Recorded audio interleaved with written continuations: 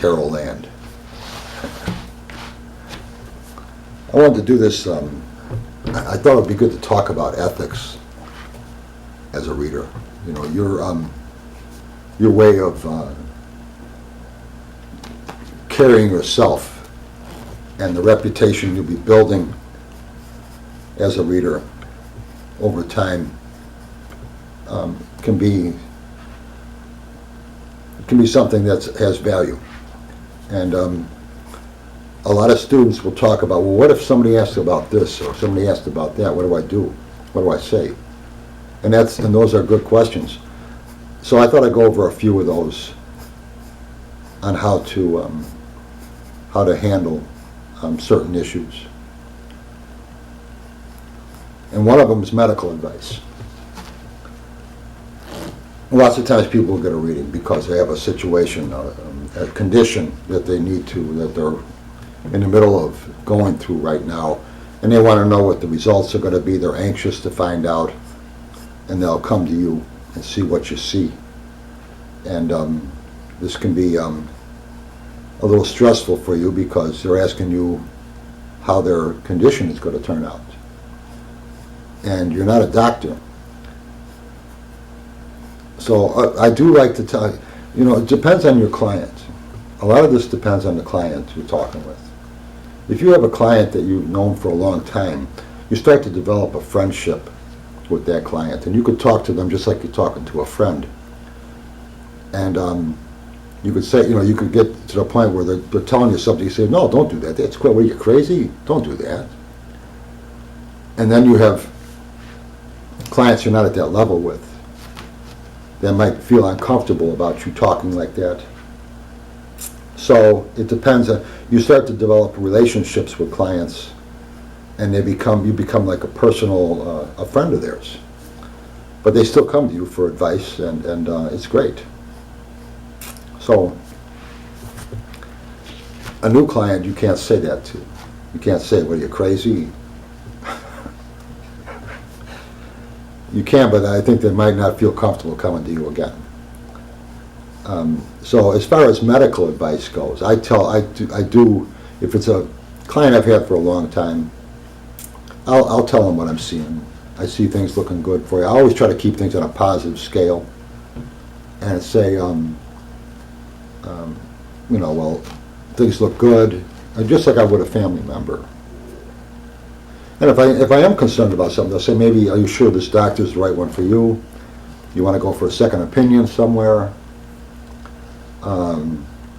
Just like a family member would talk with them. And you could show what you're seeing in the cards. There might be some more treatments, or there might be this, but I would keep things always as a might be. Not, I definitely see this happening. Because you're not a doctor. And certain things, you could tell a lot of things by actions that they're taking. For one thing, if they're coming to you for advice on medical advice, maybe they might not feel too confident with their doctor. Lots of times actions a client is taking will show you where their head's really at on things. And that's position 3 on my Celtic Cross. The actions that they're taking right now can tell you a lot about the client's frame of mind, where they're at with things on things, without saying things, but through their actions. And the fact that a client might come to you instead of asking their doctor, or just not taking the doctor's opinion, or the meeting with the doctor is totally something that's resting their mind, can tell you a lot about that. So if they're, you might want to question their confidence in this doctor. How long have they seen this doctor? When are you going to get the results back on your tests? And but I would talk with them to have them walk away from your table feeling better about things. And that's healing in itself. So if you could do that for a client, I think you're better off than telling them what the diagnosis is going to be. Again, giving medical advice, I think you could end up in situations that can be very sticky for you. And I'll tell clients, look, I can't give you medical advice. And they might say, well, you should know, you're a psychic. And I'll tell them, it just doesn't work that way. It just doesn't work that way. I can tell you that I'm thinking, I'll always be optimistic with a client about their health, telling them I think you're going to be fine. If you take care of yourself, if you do what the doctor's telling you to do, you should be okay. Keep an eye on things. Keep your doctor's visits, just like a friend would tell them. Hearing it from you, lots of times it's just a confirmation. And so yeah, throw in some optimism in there. And failure, like I say, is not an option we're looking at. And we're always looking at what the possibilities in a positive way are. So never have them where they're going to give up hope on things. And if you see things that might help them as far as alternatives with medical advice, as far as herbs or health store type of things, tell them I think you ought to try to take this here. But ask your doctor too. So always have a confirmation where you're saying, I think this would be something that would help you. Ask your doctor if it's okay if you take this though. Because more than likely the doctor's going to say, well, yeah, it's not going to do anything for you. I mean, as far as he's concerned, it's not going to hurt you. But it's good to have a confirmation of the person that's really in charge of their health, and that's their doctor. So medical advice, keep it optimistic. Don't take away any hope on things. Keep things positive. If they're close to you as a friend type of, or a client that you've read for a long time, you can level with them. Think of them like a family member or a friend. And try to keep their spirits up, no matter who they are. So that's how I handle medical advice. But I do let people know right off the bat, I can't give you medical advice. You need to see your doctor with this. And you need to pay attention to what the doctor is saying. If you don't like what the doctor's telling you, you need to see a different doctor. So I'm just very open with that with them. I'm not going to try to guess things or override a doctor's opinion.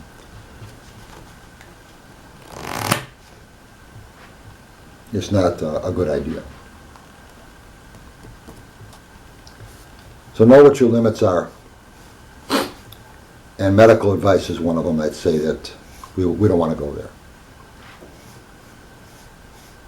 Outside of looking at options that they can continue on with their medical situation.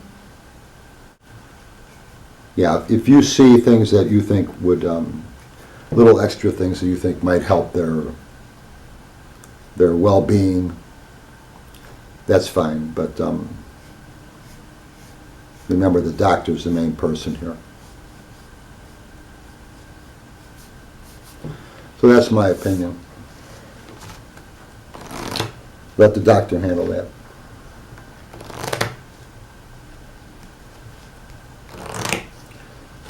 Now, as far as, this is about ethics and ethics as a reader. I think if you're looking to be a reader in the long run, looking at your long-term goals as a reader, you want to be upfront with people and you want to be honest with them. You don't have to know everything. You just got to be somebody who's in their corner and who's trying to help them. And yeah, you are intuitive. You pay attention to your intuition. And if you use tarot cards, so be it. If you're using runes or something else, that's fine too. But whatever you're using, as long as you're being honest with them and showing that you're there to help them, and this is what you do. You counsel people, and maybe we can find some positive ideas here, some positive insight for you. And that's fine. And again, I bring these things up because these are things that students have asked me. What do you do if it's a medical, what do you tell somebody about that medical situation?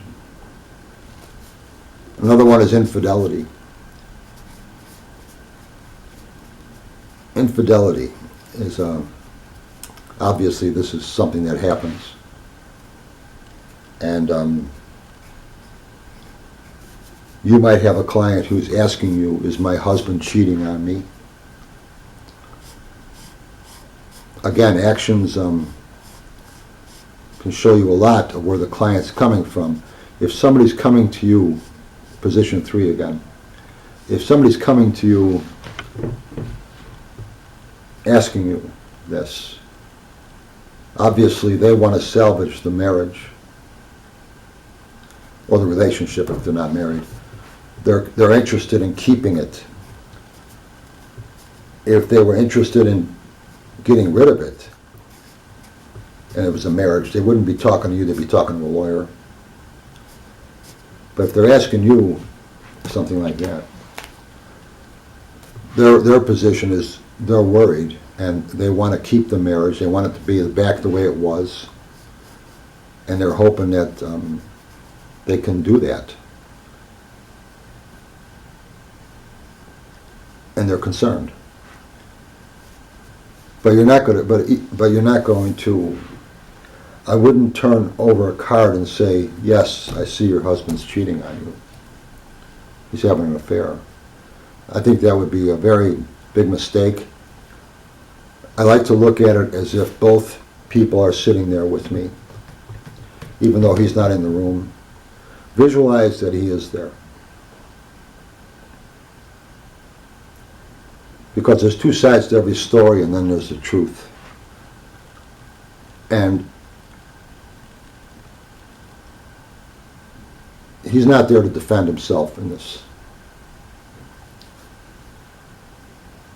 And she might be reading things wrong, which could mean it could be a lot of trouble, a lot of misinformation or misdirection that you've caused because you saw it. Yes, he is. Well, that could cause a lot of problems. Obviously, if she's asking a question like that, there must be confusion in the relationship. So you're better off looking at it as, okay, I know what she wants. The question is really, is not my husband cheating on me? The question is, can I salvage my marriage? That's why positions 1 and 2 and 3, or 1 and 2 and 7 are important. 1 and 2 is the real question here. 7 is how the client's seeing their own question. And number 9 is the purpose, salvaging the marriage. Number 3, actions they're taking right now. Well, for one thing, they're seeing you to find out what's going on. Whatever is going on, they want it to stop in position 4. They want things back the way they were. And ultimately, they want position 9, a successful marriage again the way it was when they first were together. So this allows us to go over these aspects of their situation. Number 5 position, an asset they have, if they're married, let's say they're married for 10 years, that's an asset. That's a history they have together. Maybe they got 2 children together. This could be an asset. So maybe even if there is a problem with the marriage at this time, this might be something that can be resolved. So what actions to take? I would say if that's the question, is he cheating on me? Is he having an affair? I would say you're better off focusing on saying, I see problems here. There's confusion. He might not be sharing everything with you at this time, but I can't say if he's cheating on you. I wouldn't be able to tell you that. It wouldn't be right for me to do that. And I'm not seeing that. I can't see that one way or the other. So yeah, you'll see patterns that maybe things are wrong there, or they're troubled. And it's common. I mean, this happens, but that doesn't mean the marriage is over. It just means that they're going through a rough time. Could be over, but you're not going to be the one who really decides that. What you do know is more than likely they want to keep this marriage together. So what can they do? The real question that they need to know, the real answer that they need, is not so much as my husband cheating on me, is what can I do to salvage the marriage? He's cheating on you or not is not as important. There's obviously confusion. There's a problem going on. Finding out what that is. So you might see things. Well, look at. I see it being very confusing right now. I've seen a lot of mixed emotions, and maybe a disappointment. But that doesn't necessarily mean that this relationship is over, and I can't tell you whether your husband's cheating on you or not. But I can tell you what you can do to strengthen the marriage again. And eventually these answers, these questions that you're looking for answers for, eventually they'll come out. Then you'll know one way or the other. But right now, it's not what's important. What's important is what can you do to keep things in place. That's more important than what some psychic says, yeah, your husband's cheating on you.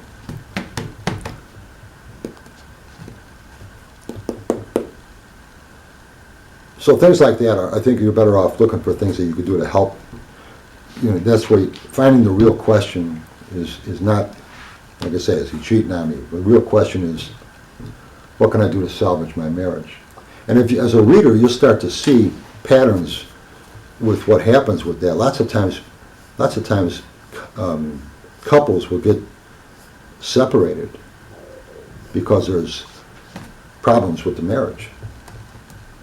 And they'll separate for about a year. And then they work it out and get back together, and the relationship and the marriage is actually stronger than it was after that. So during the course of that year, he might meet somebody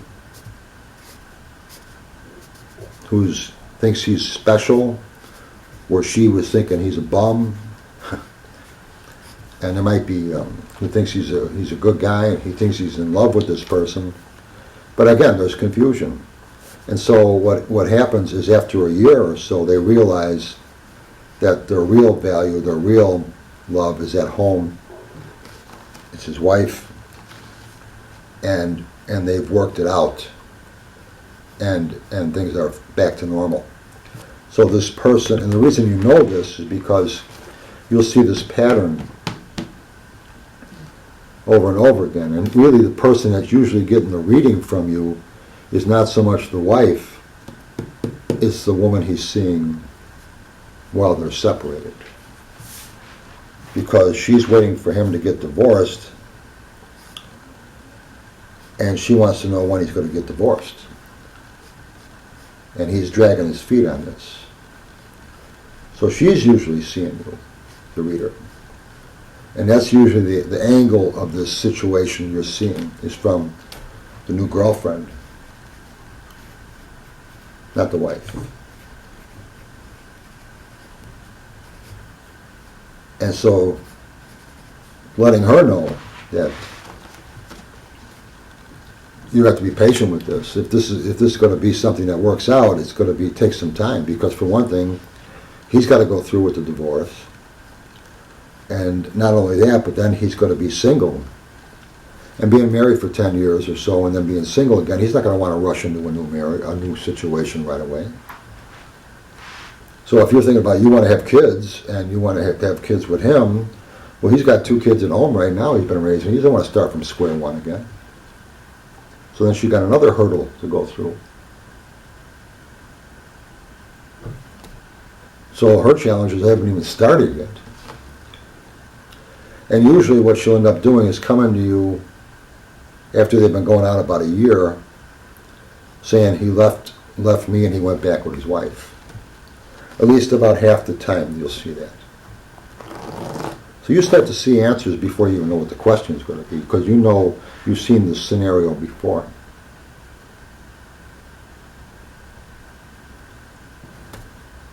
But back to ethics, I think you're better off just leveling with somebody, saying, I'm not going to, don't accuse people. Don't give out medical advice, because you have no business with that as far as I'm concerned. I think you're safer not doing that. And more honest, too. And don't accuse people who are not there to defend themselves on this. Theft is another thing. Did this person steal from me? Don't accuse somebody of theft. It's just not a very good idea. So knowing what your limitations are as a reader, you can guess, but if you're wrong, that can be a costly thing. And you're better off, if you want to be a reader in the long term, have a reputation as being honest, above board, and sincere. Then let people know what your capabilities are, or what you feel comfortable with. Now, I'm talking from my standpoint, my feelings on this. And ethics is, you could open up a whole range of ideas from different readers, and I'm sure that we all have different ideas. This is just what's worked for me over 25 more years, actually, than that. More than 25 years as a professional. And it's done well for me. Be honest. Don't accuse people. Have to turn up a card. And look for ways to look for what the real question is there in the reading. Their actions or the question that they think they're asking maybe are not really what the question is. The question could be something deeper. Like, instead of, is he cheating on me? How can I salvage my marriage? That's more valuable to them.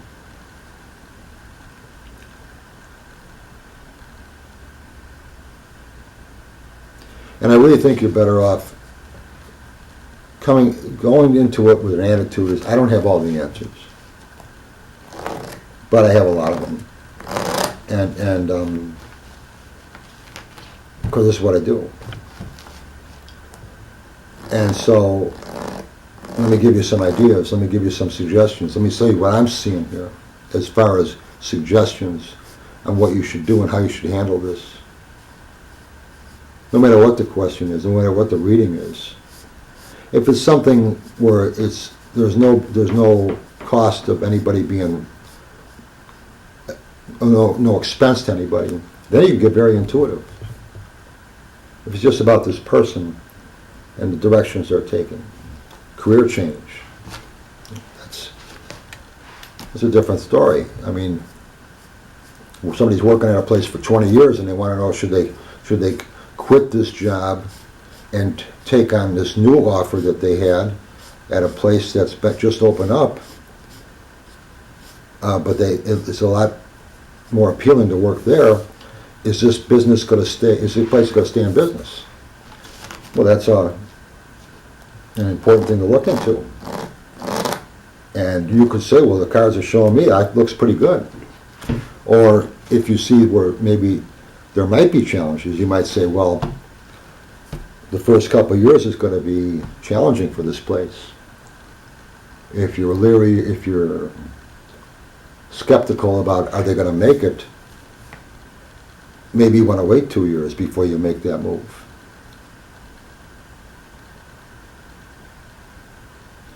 And the cards will show you these ideas.